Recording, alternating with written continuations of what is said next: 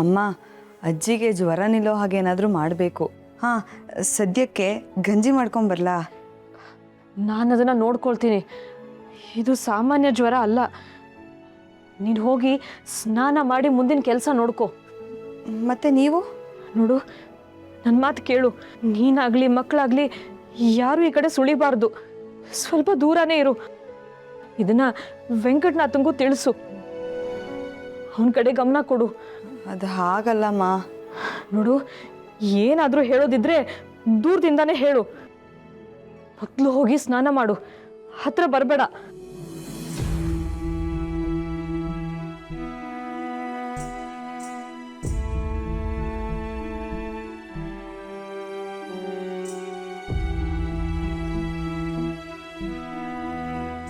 ಅಮ್ಮ, ಅಜ್ಜಿ ಪರಿಸ್ಥಿತಿ ಈಗ ಹೇಗಿದೆ? ಏನೋಪ್ಪ, ಒಂದು ಗೊತ್ತಾಗ್ತಿಲ್ಲ.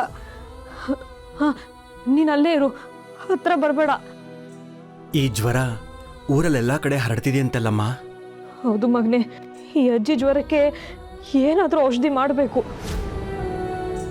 ಇನ್ನು ಮೊದಲು ಅದ್ರ ಬಗ್ಗೆ ಯೋಚಿಸು.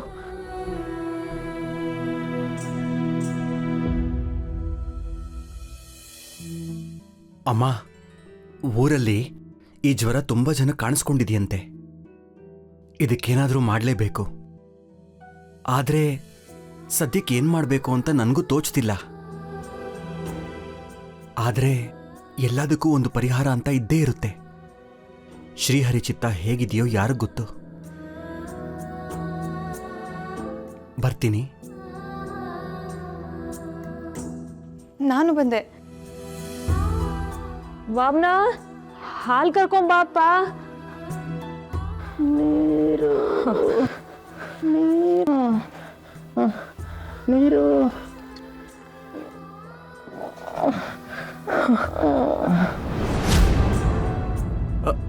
ಸರಸ್ವತಿ, ಊರಲ್ಲಿ ಯಾರೂ ಜನಗಳೇ ಕಾಣಿಸ್ತಾ ಇಲ್ಲ. ನನಗೂ ಕಾಣಿಸ್ಲಿಲ್ಲ. ಅದು ಅಂಟ್ರೋಗ ಅಂತೆ. ಅಮ್ಮ ನೋಡಿದ್ರೆ ಅಜ್ಜಿ ಹಾರೈಕೆಲಿದ್ದಾರೆ.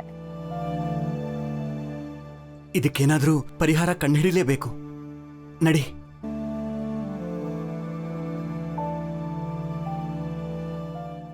ನನ್ನ ತಲೆ ಸಿಡ್ದೋಯ್ತೈತೆ.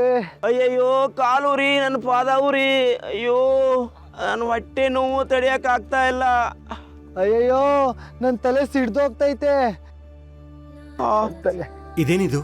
ಎಲ್ರೂ ಇಲ್ಲಿ ಸೇರ್ಕೊಂಡಿದ್ದೀರಾ? ಬರಬೇಡಿ ಸ್ವಾಮಿ, ಹತ್ರ ಬರಬೇಡಿ. ಇದು ಅಂಟು ರೋಗ, ನಿಮಗೂ ಬಂದು ಬಿಡತ್ತೆ.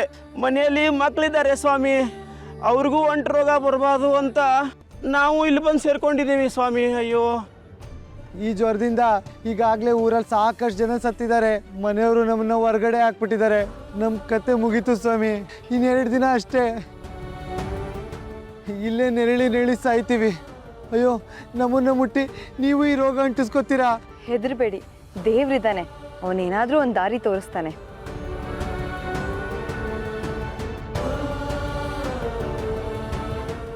ಉರಿ ಹಬ್ಬ.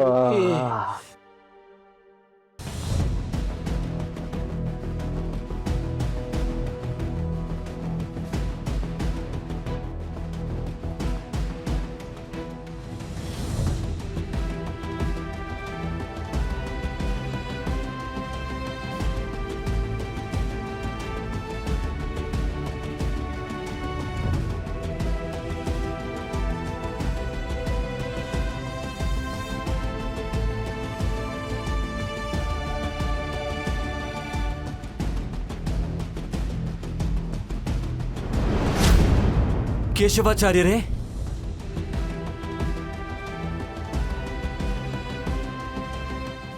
ಅಪ್ಪ, ನಾನು ಮಾಡಿದ ಪಾಪಕ್ಕೆ ನನಗೂ ಈ ಅಂಟು ರೋಗ ಬಂದ್ಬಿಡ್ತು.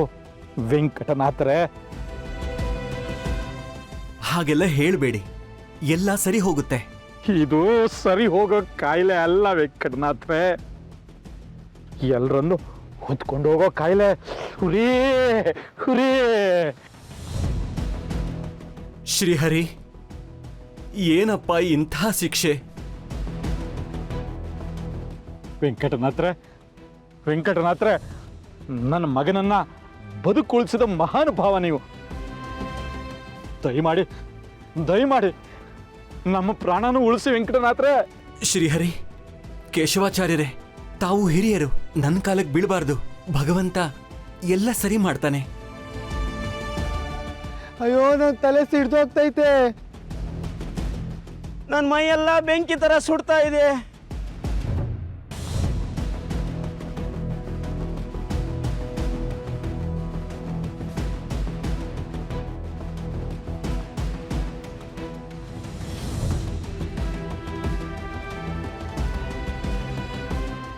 ಸರಸ್ವತಿ, ಸರಸ್ವತಿ,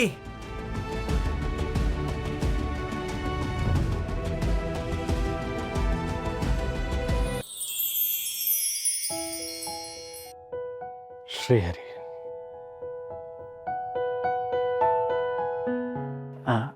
ಗುರುಗಳು ಬರ ಹೇಳಿದ್ರಂತೆ.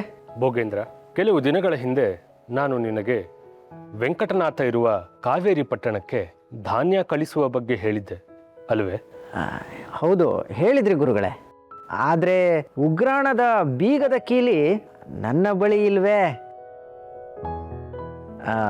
ನೀವು ಉಗ್ರಾಣದ ಬೀಗದ ಕೀಲಿ ಒಬ್ರ ಕೈ ಕೊಟ್ಟು ಮಠದ ಪಾರು ಪತ್ತೇದಾರಿಕೆ ವಹಿಸ್ಕೊಳಕ್ಕೆ ಹೇಳಿದ್ರೆ ಎಲ್ಲ ಕೆಲಸಗಳು ಅಚ್ಚುಕಟ್ಟಾಗಿ ನಡ್ಕೊಂಡು ಹೋಗ್ತವೆ.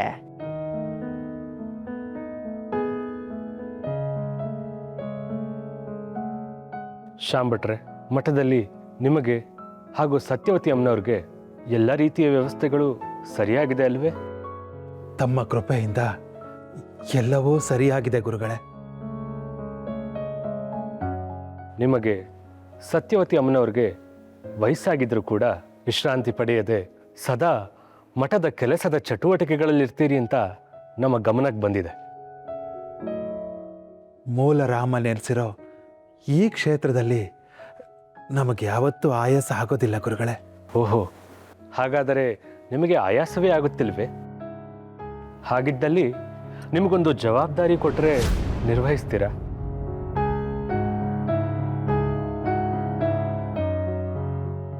ಮೂಲ ರಾಮನ ಸೇವೆ ಮಾಡಿ ಮುಕ್ತಿ ಪಡಿಬೇಕು ಅಂತ ಇಲ್ಲಿಗೆ ಬಂದಿದ್ದೇನೆ. ಈ ವಯಸ್ಸಲ್ಲಿ ನಾನೇನು ಜವಾಬ್ದಾರಿ ವಹಿಸ್ಕೊಳ್ಳಿ ಗುರುಗಳೇ? ನಿಮ್ಮ ಜ್ಞಾನ ತಿಳುವಳಿಕೆ ನಾವು ಗಮನಿಸಿದ್ದೇವೆ ಶಾಂಭಟ್ರೆ. ಈ ಕ್ಷೇತ್ರದಲ್ಲಿ ಸಹನೆ ಮತ್ತು ಶ್ರದ್ಧೆಯ ಅವಶ್ಯಕತೆ ತುಂಬ ಇದೆ. ಇದು ನೀವು ನಿರ್ವಹಿಸಬಹುದಾದಂಥ ಕೆಲಸ. ನಾನು ನಿರ್ವಹಿಸುವಂಥ ಕೆಲಸವೇ? ನನಗೆ ಯಾಕೆ ಈ ಜವಾಬ್ದಾರಿ ಗುರುಗಳೇ?